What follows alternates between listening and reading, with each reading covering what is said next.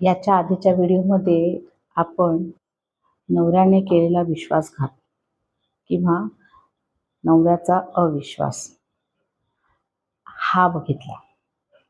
आजच्या व्हिडिओमध्ये आपण बघणार आहोत विरुद्ध बाजूने, म्हणजेच बायकोने नवऱ्यासोबत केलेला विश्वासघात किंवा दाखवलेला अविश्वास. बघा, मी सुद्धा एक स्त्री आहे, पण पुरुष असो वा स्त्री, चुका तर माणसांकडनं होतातच. त्या चुकाचं प्रायश्चित सुद्धा होतं. आणि एक लक्षात ठेवा, चूक ही नेहमी एकदाच होते. चूक ही नेहमी एक वेळेसच होते. जसं अपराध सुद्धा एकदाच होतो. माणसांकडनं ते वारंवार किंवा रिपीट असं होत असेल तर तो व्यभिचार समजायचा. मी मागच्या व्हिडिओचं आणि आजच्या व्हिडिओचं हे उदाहरण देते की आपल्या आजूबाजूला अशा काही गोष्टी घडत आहेत. माझ्या आजूबाजूला सुद्धा ह्या गोष्टी घडल्या. मला एक टॉपिक मिळाला आपल्यासोबत शेअर करण्याचा.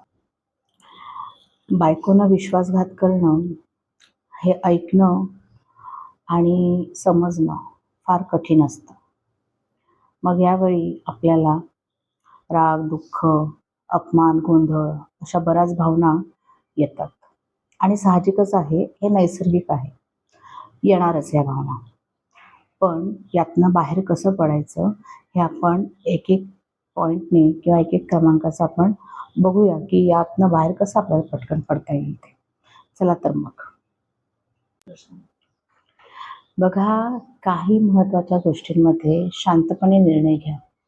भावनिक गोंधळ हा होतोच, पण निर्णय हा शांततेतच घ्यायला हवा.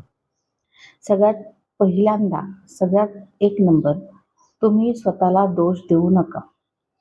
कारण कोणाचाही विश्वासघात हा नेहमी दुसऱ्याच्या सांगण्यावरनं होतो. त्यात तुम्ही स्वतःला दोषी मानून मी कुठे कमी पडलो का असं अजिबात डोक्यात आणू नका. तिने जर विश्वासघात केला आहे, हे तिचं कर्म आहे आणि त्याची शिक्षा तिला मिळणार आहे, हे आपण मनात धरायचंय. आणि स्वतःला इतकंच म्हणायचं आहे की ह्यात काही माझा दोष नाहीये. ठीक आहे. दुसरं म्हणजे अशा वेळी आपल्या स्वतःच्या भावनांना दाबू नका. तुम्हाला जशा प्रकारे व्यक्त होता येईल, त्या भावना मोकळा करता येतील तशा प्रकारे करा. लिहिता आलं तर लिहा, रडता आलं तर रडा. जसं तुम्हाला ह्यातनं म्हणजे तुम्हाला हे मोकळं करता येईल ना, तेवढं करून टाका. पण काय होतं, आपण भावना आपल्या म्हणजे हे आपल्याला समजले आणि आपण ते कुढत राहिलो, याचा त्रास आपल्याला जास्त होणार आणि त्याच्या जखमा खोलवर आपल्याला ते व्रण राहणार तिथे. त्यामुळे शक्य तितकं भावनांना वाट मोकळी करून द्या. रडा, लिहा, कोणाशी शेअर करा, जसं तुम्हाला जमेल तशा प्रकारे. ठीक आहे.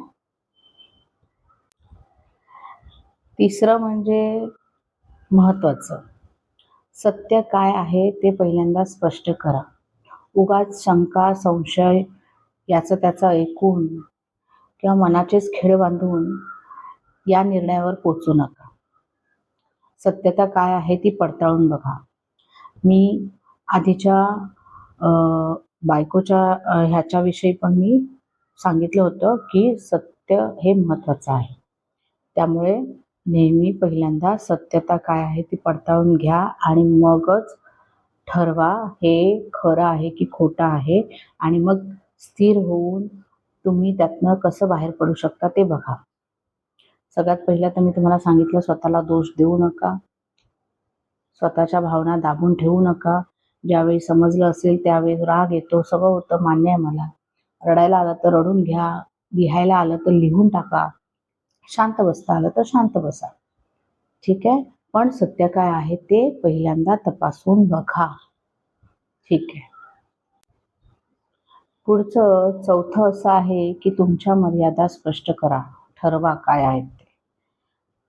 विश्वास, सन्मान, निष्ठा यांची मर्यादा किंवा यांची सीमा तुमच्यासाठी किती महत्त्वाची आहे हे ठरवा. विश्वासघात केला म्हणून दुर्लक्ष, म्हणजे चूक केली चला सोडून द्या म्हणून दुर्लक्ष करू नका. ठीक आहे. तो विश्वासघात तुमच्यावर पण तितकाच इफेक्ट करत असणार आहे. त्यामुळे आपला सन्मान, आपली निष्ठा या गोष्टींचं पण भान ठेवा आणि दुर्लक्ष न करता त्यावर लवकर काय तो तोडगा काढा. ओके. पुढचं म्हणजे आपल्याला यातनं मोकळा मार्ग करायचा असेल तर संवाद हा महत्त्वाचा आहे. माझा 5वा पॉइंट हाच असणार आहे की संवाद करा. आत्मसन्मानाने बोला. आपल्या अपेक्षा काय आहेत म्हणजे समोरच्याशी बोलताना आपल्या अपेक्षा काय आहेत ते त्यांना सांगा. खरं तर इथे बोलताना म्हणजे आपला अपमान होणार नाही याचं नेहमी भान ठेवा आणि हा संवाद तुम्ही करून यातनं प्रश्न सोडवा. पण ठामपणे इतकंच की आपला अपमान होणार नाही याचं भान ठेवा. ठीक आहे. पुढे माफ करायचं असेल तर बघा, माफी देणं आणि तिने बदल करणं हे दोन्ही वेगवेगळ्या गोष्टी आहेत. तुम्ही एक वेळेस माफ करून द्याल त्यांना, पण त्यांच्यामध्ये पुन्हा काही बदल झालेच नाहीत, तर त्या नात्यामध्ये पारदर्शकता पुन्हा राहणार आहे का आधीसारखी? नाही ना. मग ह्या दोन्ही वेगळ्या गोष्टी आहेत. त्यामुळे माफ करणं, माफी देणं हा परस्पर तुमचा हक्क आहे. पण पुढे त्यांच्यामध्ये दिसणारे बदल, ती सुरक्षितता, तो विश्वास म्हणजेच काय तर वेळ, प्रामाणिकपणा, जबाबदारी हे सगळे जे बदल त्यांच्यामध्ये जोपर्यंत दिसत नाहीत, तोपर्यंत विश्वास बसणार नाही किंवा विश्वास ठेवता येणार नाही. मी एवढंच सांगू शकते. बाकी खरं तर नातं दोघांनी फुलवलेलं असतं. इतके वर्ष तुम्ही दोघं एकत्र असता. प्रत्येक क्षण तुम्ही दोघांनी सोबत एकमेकांसोबत घालवलेला असता.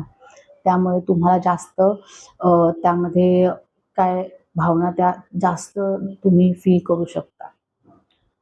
त्या त्या गोष्टीमध्ये तुम्हाला जास्त आधी घालवलेल्या क्षणांचं तुम्हाला जास्त तुमच्या हृदयामध्ये सगळ्या गोष्टी कोरलेल्या असतील. चुका ह्या माणसांकडनं होतात. तुमच्याकडूनही होऊ शकते. त्यामुळे फक्त एकच माफी देणं हा तुमचा हक्क आहे. तुम्ही ठरवायचं आहे या सगळ्या गोष्टींवरती. पण बदलसुद्धा दिसले पाहिजे. जर बदलच नसतील तर माफी देण्यात काही हरकत नसते. धन्यवाद. बघा, सरतेशेवटी मी एक सांगते. कोणत्या तरी एका पिक्चरचा डायलॉग आहे की मर्द को दर्द नहीं होता है. पण असं खरंच असतं का? पुरुष असला तरी त्यांना काही भावना नाहीत का? आहेत ना. मग या सगळ्या गोष्टींचं दुःख होत असेल, अपमान होतो, बरेच भावनिक गोंधळ जेव्हा होतात ना, हे आपल्याला एकट्याला झेलावे लागतात. काही काही वेळेस ते असह्य असतात. मग अशा वेळी तुमचा जवळचा खास मित्र कोणी असेल, त्याच्याशी बोलून बघा. काउन्सिलर आहेत, काउन्सिलरशी बोलून बघा. तुमचे आई-वडील आहेत, आई जास्त जवळ असतील, बाबा जास्त जवळ असतील, त्यांच्याशी जे नातं तुमच्या जास्त जवळ आहे त्यांच्याशी हे शेअर करा. पण ही गोष्ट तुम्ही एकट्याने झेलू नका. बघा, मदत घेणं ही काही कमजोरी नसते. आपण बघा, आर्थिक अडचण आली तर आपण आर्थिक मदत घेतो की नाही? मग तसेच इथे भावनिक किंवा मानसिक गरज आहे आता आपल्याला. मग ती मदत आपण का नाही घेऊ शकत बरं? आणि ती सुद्धा आपण आपल्याच माणसांकडनं घेतोय ना. त्यामुळे आता कधी समजा अशी वेळ येऊ नये, पण समजा कोण ह्या परिस्थितीतून जात असेल तर हे सगळे पॉईंट्स तुम्ही बघा जमतात तसे. आणि तरीसुद्धा खूप जड फिलिंग येतंय तर तुम्ही तुमच्या जवळच्या व्यक्तींशी बोलून मन मोकळं करा. ठीक आहे. कायम एक लक्षात ठेवा, तुम्ही आदर, प्रामाणिकपणा आणि मानसिक शांततेला कायम पात्र आहात. जो काही निर्णय घ्याल तो घाईघाईने न घेता स्वतःला सेंटर पॉईंटला ठेवून म्हणजे केंद्रस्थानी ठेवून तो निर्णय घ्या. तुम्हाला आज जरी भावनिक, मानसिक जड वाटत असेल, तरी लक्षात ठेवा, तुम्ही आतमधून तुटलेले असाल असं तुम्हाला वाटत जरी असेल तरी तुम्ही काही जखमी झालेले नाही आहात. त्यामुळे तुम्ही यातनं लवकरात लवकर बाहेर पडू शकता. ठीक आहे. बघा, ही माहिती आवडली असेल तर नक्की लाईक, शेअर आणि सबस्क्राईब करायला विसरू नका. तुमच्या काय प्रतिक्रिया असतील त्या कमेंटद्वारे मला नेहमी सांगत जा. तुम्ही दिलेला हा प्रतिसाद मला नवीन नवीन व्हिडिओ करण्यासाठी उत्स्फूर्त करते, नवीन नवीन चैतन्य तयार करतं माझ्यामध्ये. आणि आजूबाजूला घडलेले काही विषय असतात ते पटकन असे क्लिक होतात की आपल्याला हे शेअर करायला पाहिजेत म्हणून. मग माझे काही विषय राहतात बाजूला, पण करंट अफेअर्समध्ये मला हे विषय लगेच तुमच्यासमोर ठेवता येतात, मांडता येतात. ठीक आहे. धन्यवाद.